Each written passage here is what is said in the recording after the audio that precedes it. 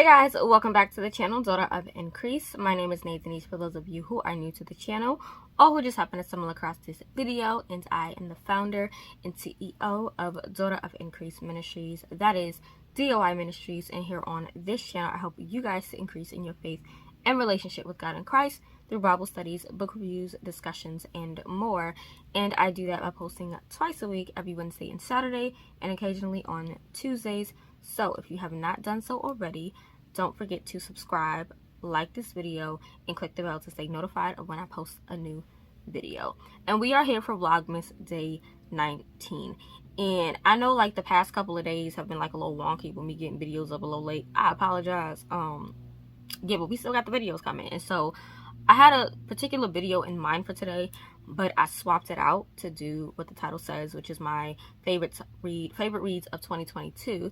And I have 10 here, which is actually really good because typically it's hard for me to pick because I have read so many books, but I think I only read a total of 29 books that are Christian based so far this year, and these 10 have been my 5 stars. Like, that's it. The rest of them have been like 4.75s, 4.5s.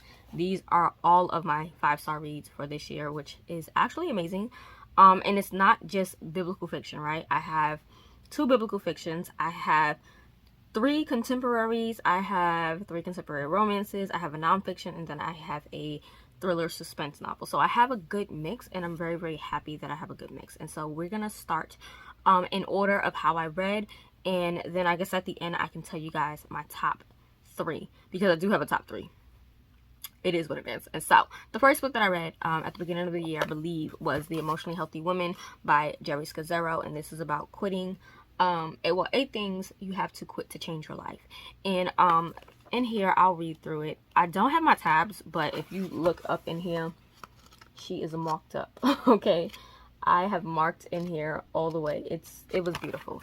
But 8 things that you need to quit: from lying, being afraid of what others think, dying to the wrong things, denying emotions like anger, sadness, and fear, quit blaming, quit overfunctioning, quit faulty thinking, and quit living someone else's life. And so for me, I think the main chapter that really stuck out to me was chapter 2, which was about quit lying. And in that chapter, she talked about how silence can be a form of lying. And I had to really think about that. Like, anytime I shut down, anytime I get so emotional that I don't want to discuss anything any further, I am lying to myself and to others, because I'm not allowing myself to speak what I'm thinking, to speak what I'm feeling, and I'm keeping silent, and it's not helping anything. It's not making anybody feel better. It's making me feel more stressed, and it doesn't make the situation better. And so I've learned from this book that my silence, silence is good. Obviously there's a season to be silent, but there's also a season to speak up and use your voice.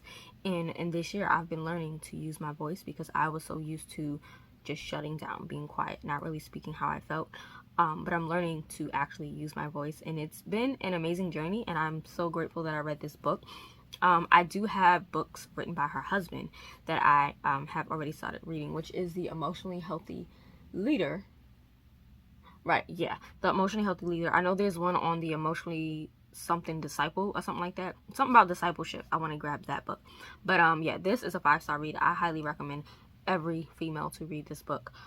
Even if you feel like you're not dealing with those things, still read it, because you'll get something out of it. I mean, even the chapters on overfunctioning, on blaming yourself, it was absolutely amazing. And the chapter on quit denying anger, sadness, and fear is also another chapter that kind of helped me through my breakup, right? Because it allowed me to see, like, yeah, feel your emotions, feel what you want to feel what you need to feel, but don't dwell on them, don't sit in them, allow God to deal with them, with those emotions with you, if that makes sense. And so I highly recommend this. This was absolutely phenomenal. 5-star read, 10-star actually. I have the study guide. The study guide is not as helpful, honestly. I did purchase it, and it's sitting up here. It's been sitting over there for a minute, literally behind here. But the book itself is stunning. You do not need the study guide. I don't think the study guide is honestly useful. It was like a waste for me personally. That's just my opinion. But the book itself was stunning. It's amazing. I pulled so many nuggets. I do got to go back in and put tabs in. But I do think I'm going to reread this again at the beginning of the year, or somewhere within the first quarter of the year for sure. But this is a 5-star read for me. And yeah. Next, we have the first biblical fiction, which is Jerusalem's Queen by Miss Angela Hunt. And if you haven't seen my my reading vlog that I did. It's a series, the Wipeout series Wipeout or something like that, where I basically will finish a series in that video. And so I believe I had read the first two books in this. No, I read the first book. No, I read the second book in this trilogy or series, and I needed to read the rest of the other books, and so I just read them all in one reading blog instead of giving them individual vlogs. And this was amazing. 5 stars, hand down. I absolutely love this. So on the back it says, her rise to the throne defied expectations, and then she proved to be one of Judah's greatest rulers. Born in the small village of Modin, a place made famous by the warrior Maccabees, Salome Alexandria knows better than to harbor grand dreams for her future. She pales in comparison to her beautiful older sister, and though she learns to read at an early age, girls are not valued for their intellectual ability. However, when her father and sister are killed, John Hyrcanus, a distant relative, invites Salome and her mother to live with his family in Jerusalem, where her thirst for knowledge is noticed and indulged. When her guardian betroths her to a pagan prince, she questions Hashem's plan. When Hyrcanus finally marries her to a boy half her age, she questions her guardian's sanity. Though Salome Alexandra, spends much of her life as a pawn ordered about by powerful men, she learns that a woman committed to Hashem can change the world. And so this was just stunning. I adored her. I really did. They called her Shalom Zion, and I believe the other character was Tessa. And so Shalom Zion, aka Salome, she has this passion, right, for the word of God. Such a deep passion. But you also see that she allows this passion to become an idol in her life.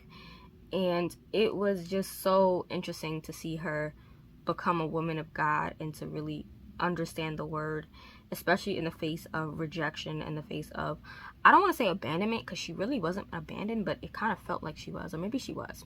I'm still up in the air about her being abandoned. But the situation with her mother, she had experienced quite a lot of things, and just her passion for the word. I don't have that many tabs, as you can tell. It was a lot of red tabs because her mother was pissing me off. Her mama pissed me off so many times. It was like just certain things that I didn't like. It's like she didn't look at her daughter, and that grinds my gears. But I really enjoyed the wisdom that was shared in the story. I mean, there were times where whole pages, like just straight green on this side, green on this side, highlighting was done because it really stood out for me. And it was just amazing to see, like, she became friends with the queen. She, worked hard to do what needed to be done. But again, she started turning certain things into idols in her life. Like the things that God told her to do, she turned into idols. And it's like, you can't do that, obviously, because now you're focusing on the promise and the blessing more than you are the promise giver and the one who blesses you, right? And so I just enjoyed this, and as a Bible nerd myself, I really just enjoyed her passion for the word, even though sometimes she overextended. She sometimes took things a little too far with the word for me, but I loved it. It was absolutely amazing, and I kind of knew that I was gonna love this, obviously, because of the cover. The cover to me was absolutely stunning. I think out of all 4 books, this was the most stunning cover for me. Yeah, but we have that. Okay, so the third and fourth book I had to put together because they're a duology, obviously, and it's In Search of a Prince by Miss Toni Shiloh and To Win a Prince by Miss Toni Shiloh, because we just love the Oloro Ile duology. I hope she writes another book, but I know she got another book coming out, so this is probably just it. But we love these. These are amazing. And so In Search of a Prince follows Miss Bree. She is actually a school teacher in New York City, and something takes place, and she finds out that she's actually a long lost princess to a African culture. I said African culture, but she's basically belongs to the island kingdom of Oloro Ile. And I'm saying it like that because I listened to the audiobook, and in the audiobook they pronounced it Oloro Ile. And so yeah, it's an island kingdom that she's actually the princess of. And she goes and she meets her grandfather, and her grandfather was trash at the beginning. I'm not gonna lie, because the stuff her granddaddy did, trash, and the stuff that her mama did was trash. But I loved it. It's faith-filled. The romance is absolutely adorable. There is some suspense thrown in here that's kind of like unexpected. It's just It is so beautiful. It is so well done. And I wish that there were more books like this out there on the market, especially in the Christian fiction genre. Being a obviously fantasy lover, we've started to see a lot more Black authors within fiction in general.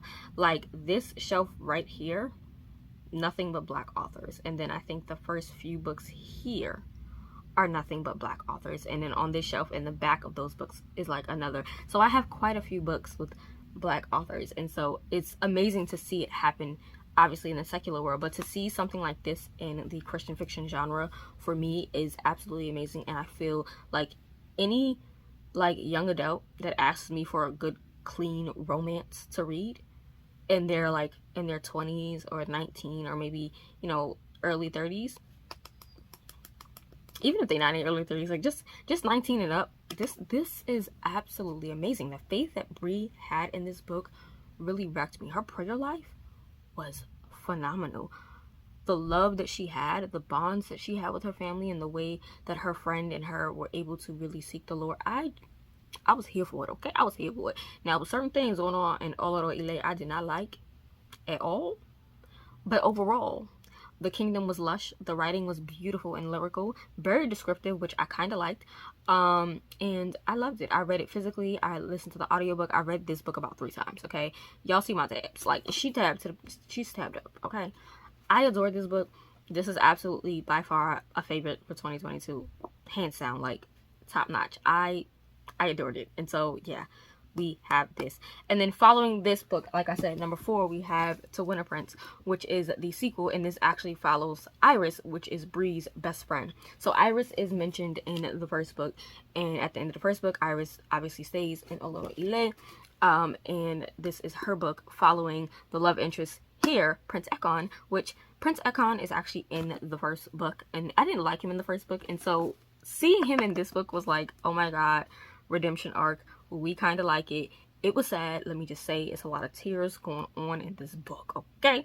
If you thought the first one was sad, the first one deals with death and grief and forgiveness and things like that. This one deals more so with second chances and seeking God, right? Because what I liked is that even though Iris and Bree are best friends and they can pray with one another, right? In this book, we see Iris forget a lot of the times to pray. We see that. And of course, I love me some Bree, and I love her boo. We love her boo. I'm not gonna mention her boo because if you didn't read the first book, I almost spoil it. I think I have reading vlogs for both of these books, though. If I do, click the eye. But yeah, this was amazing. Second chance, redemption, just learning to like fully just pray. It was so good. It was so good. I can't really express. And Prince Ekon really didn't believe in God, and so he had to form a relationship with God. And watching him form that relationship and go to these Bible studies, I was like, oh my god, so cute. So yeah, 5 stars. 5 stars. Obviously, it's not for me. I prefer In Search of a Prince because I just loved Bree, but I also love the realness of this. And again, lush writing, beautiful kingdom, just everything about it. I really want a 3rd book on Bree's brother. If you read the end of this, you know what I'm talking about with Bree's brother. I need a 3rd book. Like, I don't know if Toni's ever gonna do it. Just Toni, if you're watching this, please, 3rd book, please. We need it. We need a 3rd book from a male perspective. That would be chef's kiss, right? Because then we can get more of, you know, Bree and her love interest, and then Prince Ekon and Iris in that. I'm just saying, okay. But yeah, these 2 for sure, absolutely, I love them. They were amazing. So moving on to number 5, we have Before I Called You Mine by Miss Nicole Deese. And this book, it wrecked me. It made me cry. It was absolutely well done. The romance was amazing. The faith aspects was amazing. And I like more so that the man in this book was the one really heavy in his prayer life. And I say that because a lot of the times when I read these books, specifically Christian fiction, I don't find that the man is really heavy in the word unless it's biblical fiction. And so to find a contemporary romance where it's really the man that's really like focused and he's faith-filled and he's prayer-filled, it was amazing. We love Joshua, okay? So this follows Lauren Bailey. She's a romantic at heart, and basically, you know, she's a teacher, 1st grade teacher. She loves children, and she is on the path to international adoption. And so this talks about international adoption, the hardships of it when you get a child, when that child is then, you know, not given to you and you have to wait and see, and just the trials and tribulations that come with international adoption. And I learned so much from this book. I didn't tab it up at all, but I did like mark in this book. It was beautifully done. I'm trying to find another page, but now I can't, of course. But the audiobook was amazing. I loved everything about this. The family drama was so real between Lauren and her family. Like, their dynamics crushed me.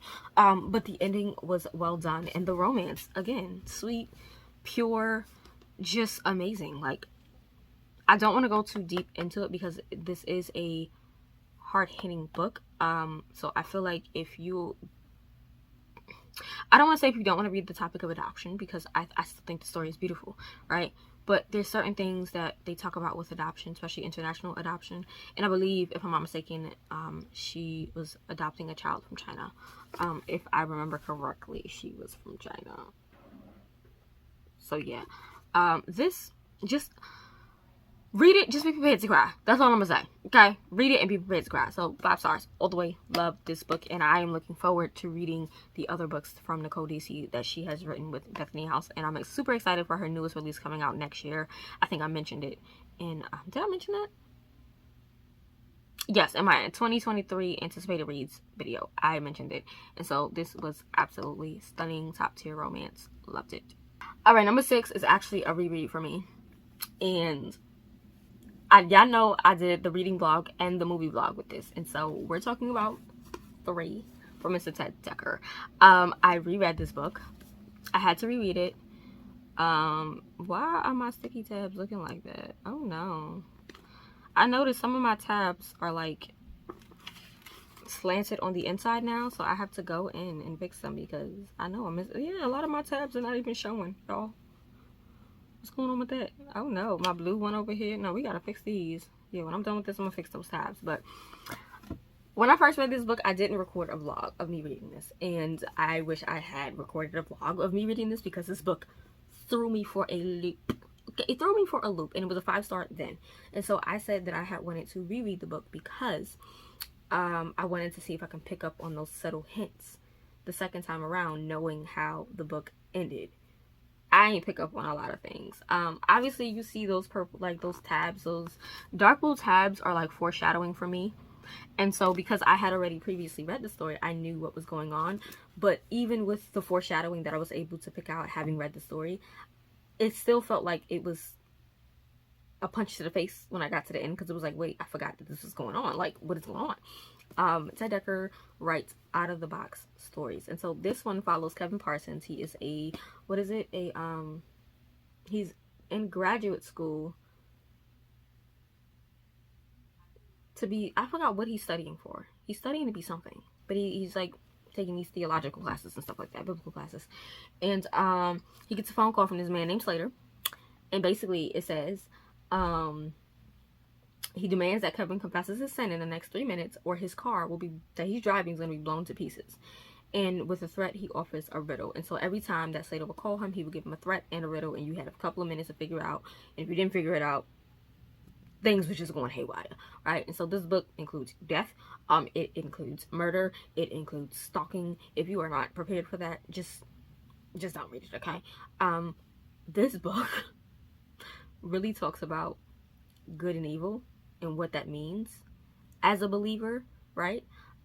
It talks about being morally great as a believer, knowing right from wrong as a believer. This book, I love this, and I think this will continuously be a book that I love and dislike at the same time, because it is a trippy book. And then having watched the movie, I was even more tripped out, because I'm like, they like the movie was very, very low budget, okay? Very low budget, very different. If you saw my movie vlog, you know what I'm talking about. I enjoyed it though. But even watching the movie, I was tripped out. I was like, this is really happening? Like, this is not how I'm confused. And so it follows Kevin Parsons, what's that girl name? Samantha and Slater. And it's their story and the craziness that ensues with them.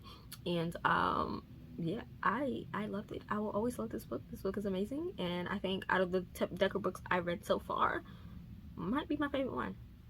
I read this one. I read Skin. We're not gonna talk about Skin. Skin was completely out of the box, and if it wasn't for the ending of Skin, I would have loved it. But the ending of Skin, it grinds my gears. If you ever read Skin by Ted Dekker and you read the ending of Skin, please let me know if you know what I'm talking about, because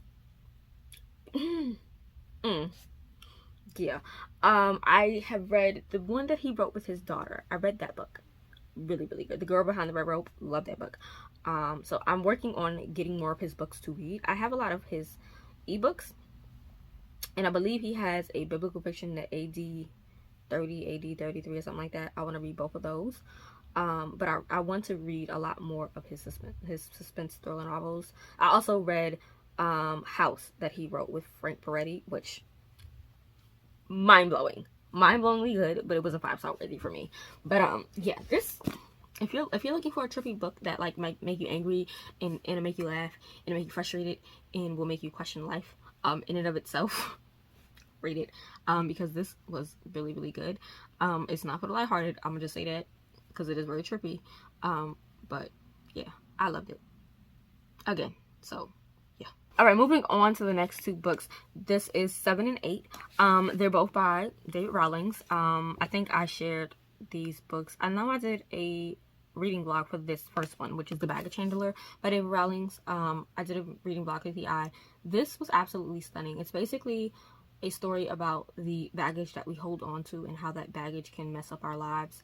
And if we don't deal with the baggage that we're holding on to, such as low self-esteem, insecurities, trying to please other people, right? Living for other people and not for self, not loving yourself. If you hold on to that baggage, it ruins your life, and it also ruins your perspective, and it stops you from really going into the call that God has for you, right? And so I really enjoyed this book so much. The characters were amazing. The storyline was amazing. I love the baggage handler. I was like, there were certain scenes I was like, yeah, my eyes. But I did not tab it up. I don't know. I've kind of strayed away from my tabs, which I kind of miss putting my tabs, and so we need to go back to that. But yeah, I think if you want to read this, definitely the audiobook was great. I listened to the audiobook while I read. It was fun. And it was amazing. This is a modern day parable, basically, of the burdens that weigh us down. And so yeah, it follows 3 different people that took the wrong suitcase from baggage claim and how their lives are then changed. And so you have a high-headed businessman, a mother of 3, and then a young artist. And their names are David, Jillian, and Michael. We just didn't care for David. I'm gonna just say that now. David pissed me off. Like, I understood David's reasoning behind why he was the way he was and what he did. But the ending, it was like, bro, you had a decision to make, a clear decision to make, and you decided to make the wrong decision. It broke me. It broke my heart. But I also felt bad for him because of why he was holding on to that burden. It was so harsh. It was so hard. Michael was just so sweet. I enjoyed Michael, and Jillian was amazing as well. And so yeah, this was a good book if you are looking for something that really taps into just the emotions in the heart and the things that we carry as people. This is a good one to read. And so I 5-starred it. It was definitely a book that I loved. It's not like a memorable book for me like a Tessa Afshar or something like that, or like a Toni Shiloh, but I still think that this one was top notch. Like, it was top notch enough to get a 5-star for me. And so The Baggage Handler by David Rawlings was amazing. And then the same thing with The Camera Never Lies from him. This one follows a man by the name of Daniel Whitley. So it's Daniel, his wife, and his daughter, and his grandfather dies, I believe, and gives him a camera. And basically, when you take photos with the camera actually never lies. So it's taking a photo of what's going on, but it's also revealing things in life that's taking place. And so it's just him learning to deal with the things around him. And he is a well-known, a best-selling author and a marriage counselor. So he wrote a book. And there are some things about that book that are revealed. There are some things with his marriage that are revealed. There are some things within his life that is like falling apart. And he's trying to understand how, as a successful marriage counselor and best-selling author of a marriage counseling book, can his marriage and his life be falling apart. And it just reminds you that no secret is worth holding on to if it's going to mess up everything in your life. And so I enjoyed the guy that ran the camera shop. The photo shop he cracked me up a lot, and he was amazing. So this book was beautiful. I don't think I did a reading vlog. I probably should have, but all of these will have my reviews linked down below, as well as links to Amazon for you to purchase. But yeah, the camera never lies. The camera never lies was well done. This does talk on the topic of suicide. This does talk on the topic of not cheating per se, but semi cheating, I guess. Like, it talks on the topic of cheating. I don't want to spoil it because I can't really, if I say specifically what kind of cheating, it kind of like spoils some things. So it talks on the topic of cheating, period. We won't leave it at that. Suicide, almost rejection and abandonment as well, of a child and things like that. And so yeah, this was good. This was good. Again, not like, oh my god, I'm gonna remember it, but I feel like it was worth the 5-star read for me for the year. So this was amazing. All right, number 9, we have The Hidden Prince by Miss Tessa Afshar. I gave this a 5-star. Like, are we surprised? Are we surprised? Y'all know I just did my tier ranking video for Tessa Afshar books, all 11/10 of her books. I say 10 because she did 2 versions of Pearl in the Sand, but if you include both versions, then she has 11 books total. This was the most recent release. This was amazing, and I 5-starred this because I was shooketh the whole 9. Okay, and so this follows Karen, who's a gifted young Jewish scribe. She works in the household of Daniel alongside his sons and their friend, and their friend's name is Jared. And obviously there's a little romance that's kind of brewing between the 2 of them, but they don't want to tell the other, and then something tragic happens, something unbelievable happening that you just don't expect to happen. And it was funny to me, but it wasn't funny because it was funny in a way like this really just happened, like Tessa really just wrote this, kind of funny. But it was sad because it made my homeboy Jared bitter, like bitter. But this book prompted me to write a sermon. Believe it or not, it prompted me to write a sermon. It prompted me to want to dive deeper into the book of Daniel because we got a lot of wisdom from Daniel. And yeah, I loved it. It was amazing. I loved the romance. I loved the story, the action, and who the hidden prince was. Beautiful. Just beautiful, well done. The way she took a particular person from the Bible and crafted their story. Absolutely amazing. Someone I did not expect, like, at all to be seen in this book. Mind blown. Mind blown, mind blown. And I love the way she wove in the scripture with the story to make it make sense. So this was a 5-star for me. I don't know about nobody else, but for me, I loved it. It was amazing. Chef's kiss. 5 stars. All right, the last book is a book that I also got a reading vlog for. So if it's not in the cards, it's down below. But that is Start Praying by Miss Ray. Okay. Sirakavit. I'm probably saying it wrong. I'm sorry. Here's the name right there. Start Praying. I don't know if Still Praying is out yet. I didn't see it on Amazon, so I'm not sure if it's out as of yet. But Start Praying, y'all, this book took my heart. It took my heart. Okay, so it follows a woman named Ciara. She's been single for 6 years straight. She's 33 years old. She wants basically to be married. She wants a husband. She wants kids. She wants the life, right? But she's idolizing this life. She's idolizing this life. And so she decides, her friend buys her a ticket to this event at a church. She goes and the pastor preaches, and this is during Valentine's Day. He preaches about, instead of, you know, wanting to be loved, how about you just be loved? And so it was just amazing because God is love, right? And so we want love so much that we idolize love. We idolize marriage. We idolize having kids. We idolize having that picket white fence and all that stuff, right? But if God is love, we should then just be love, because once you're just being love, love will come to you. And the story was just absolutely amazing. And to see her struggle with her faith, to see her fully understand, like, I've been a lukewarm Christian pretty much all my life. She learns that she doesn't really know what prayer is, so she has to dive into prayer. And she's a grown 33-year-old woman. Like, me being 31, going on 32, I almost forgot how old I was for a second, y'all, for real. But me being 31, going on 32, and reading the story, I was like, wow, like, this stuff is actually real, because there was a lot of things going on that she shared, and I'm just like, yeah, like, certain things that was said. There was a scene where she was saying, like,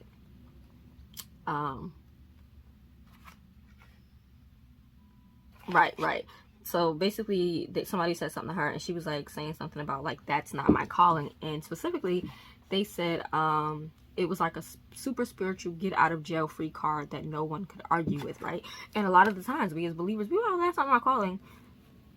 No, that's not a get out of jail call. It's not your calling. No, you're meant to serve. If somebody say clean the bathroom, just clean the bathroom. Oh, that's not my calling to, no, clean the bathroom. You're a server. You're meant to serve your ministry, right? Serve in the church, serve the kingdom of God in any way that you can. And so it was little things like that that was like, oh, so good. So I do got to put my tabs in here because I was marking up in this book, okay? I was marking up, I was cracking up. And the romance in this was cute to the end. It was cute up until the end. I was like, ooh, skirt. And it really made me realize that no matter what kind of list you have of what you want in a spouse or a significant other, that list will never be complete, right? And so she had this idea of what she wanted, and she met the perfect man. But this man was so trash. He wasn't abusive or anything like that, but he was trash towards the end for the things that he was saying, right? Also, this book deals with adoption as well, specifically foster care system. So if you're not comfortable with that kind of like topic, then don't read this, because this really goes deep into like the foster care system and kids who are in foster care and their, you know, the parentings and stuff like that. So yeah, this was amazing. I loved it. So it was a 5-star for me. I really cannot wait for Still Praying to see what happens with Ciara, especially with that ending. We need more. But yeah, 5 stars. And so that is it. Those were my 10 favorites for the year. My top, definitely hands down, it's like your friends. It had everything. It had the romance, it had the quotes that I loved, it had scripture, it was heavy on the faith, heavy on the prayer, heavy on the writing, the beautiful world, the amazing characters, just even the evil characters I just loved, okay?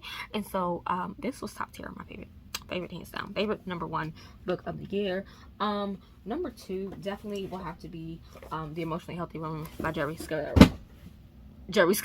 the book just fell. But yeah, this definitely helped me to see a lot of things about myself and to mature as a woman of God.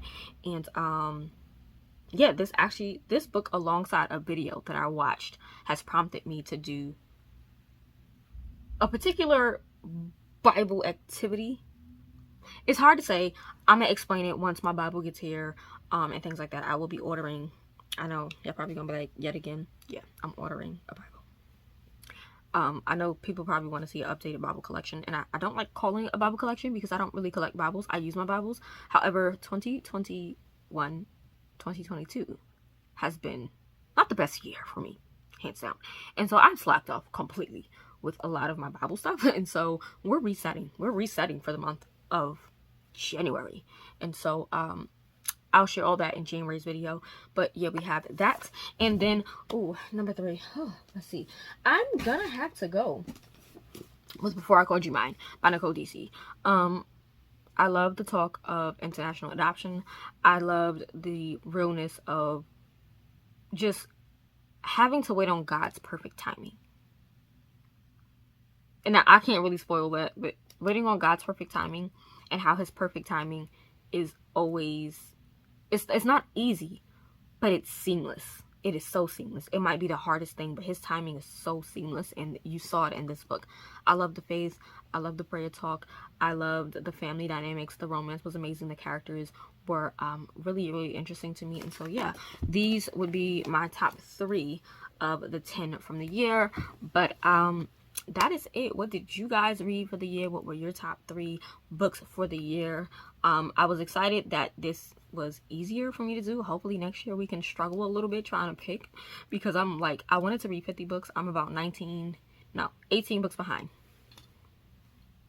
We're about 18 or so books behind. We don't like that. I'm lying, not 18. Why did I say 18?